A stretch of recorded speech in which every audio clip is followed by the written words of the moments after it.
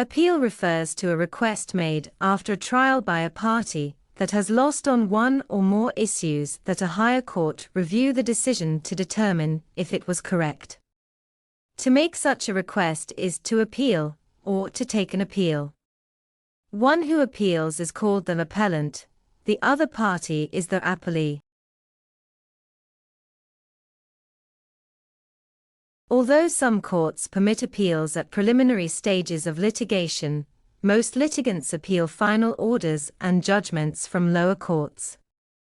A fundamental premise of many legal systems is that appellate courts review questions of law de novo, but appellate courts do not conduct independent fact-finding.